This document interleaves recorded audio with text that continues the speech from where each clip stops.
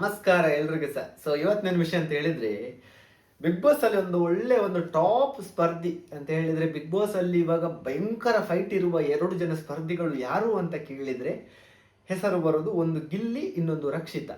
So ಇವರಿಬ್ರು ಇಷ್ಟೊಂದು famous ಆಗ್ಲಿಕ್ಕೆ ಏನು ಕಾರಣ? ರಕ್ಷಿತಾ ಅವರು ಏಕೆ ಇಷ್ಟೊಂದು ಫೇಮಸ್ ಆದ್ರು ಅಂತ ಹೇಳಿ ನಿಮ್ಗೆ ತಲೆಯಲ್ಲಿ ಒಂದು ಕ್ವಶನ್ ಮೂಡ್ಬೋದು.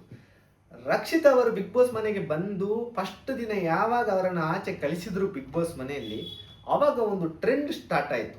ಫಸ್ಟ್ ದಿನ ಬಂದು ಮೋಸ ಮಾಡ್ದಿತ್ತು ಬಿಗ್ ಬಾಸ್ ಅವರು ಅಂತ ಹೇಳಿ ಜನರು ಸಿಕ್ಕ ಜನರು ಎಲ್ಲ ವಿಡಿಯೋ ಮಾಡಲಿಕ್ಕೆ ಶುರು ಮಾಡಿದ್ರು. ಇಡೀ ಕರ್ನಾಟಕದಲ್ಲಿ ರಕ್ಷಿತ ಯಾರು ಅಂತ ಗೊತ್ತಾಯಿತು.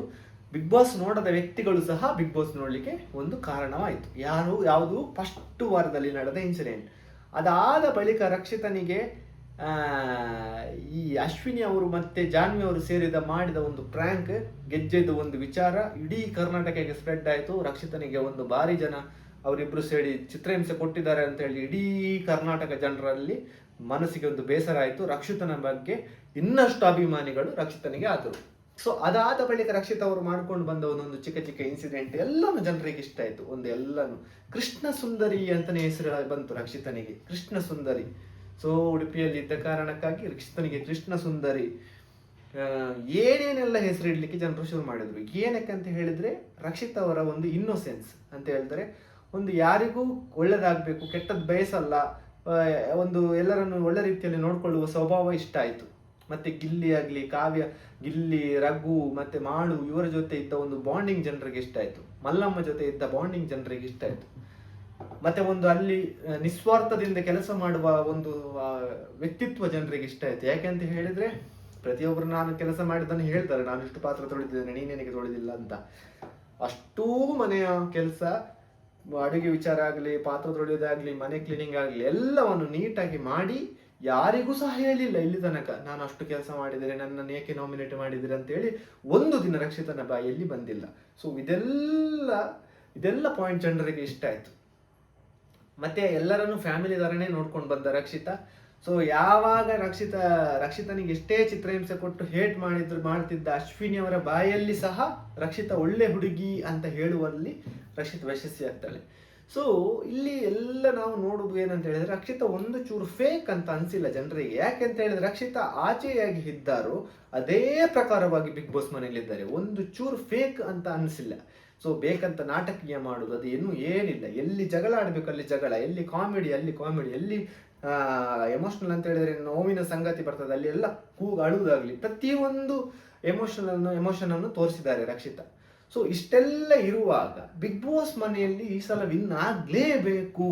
ಒಂದು ಶ್ರುತಿ ಆದ ಬಳಿಕ, ಶ್ರುತಿಯವರು ವಿನ್ ಆದ್ರು ನೋಡಿ, ಅದಾದ ಬಳಿಕ ಯಾವುದೇ ಒಂದು ಮಹಿಳೆ ಸ್ಪರ್ಧಿ ಬಿಗ್ ಬಾಸ್ ಅಲ್ಲಿ ವಿನ್ ಆಗಿಲ್ಲ.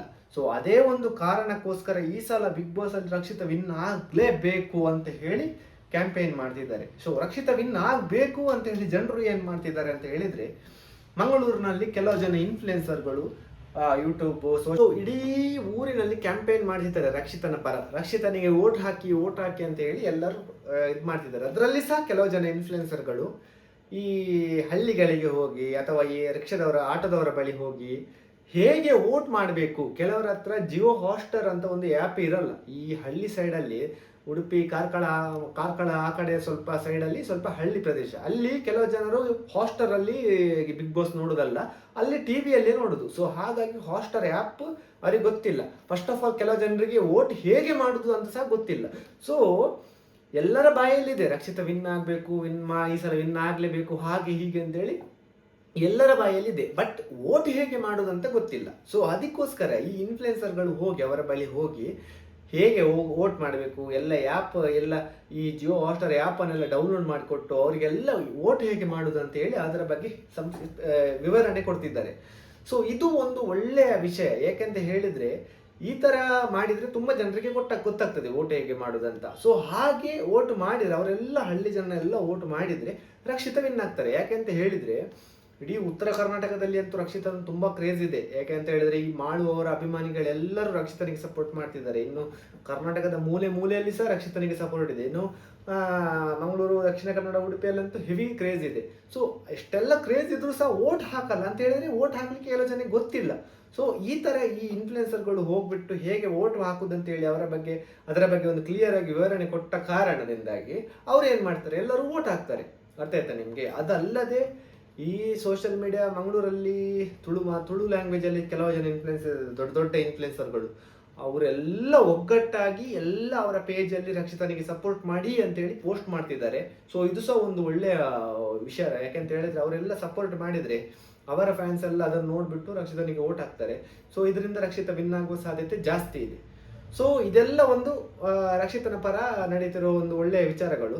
ಸೊ ಇದೆಲ್ಲ ಒಂದು ವೇಳೆ ಕರೆಕ್ಟಾಗಿ ಒಂದು ವೇಳೆ ಕರೆಕ್ಟಾಗಿ ಬಂದರೆ ಬಿಗ್ ಬಾಸ್ ಅಲ್ಲಿ ವಿನ್ ಆಗುವ ಸಾಧ್ಯತೆ ಜಾಸ್ತಿ ಇದೆ. ಯಾಕಂತ ಹೇಳಿದ್ರೆ ಶ್ರುತಿ ಅವರು ಆದ ಬಳಿಕ ಒಂದು ಮಹಿಳೆ ಸ್ಪರ್ಧೆ ವಿನ್ ಆಗ್ಬೇಕಂತ ಹೇಳಿ ತುಂಬಾ ಜನ ಆಸೆ ಪಡ್ತಿದ್ದಾರೆ.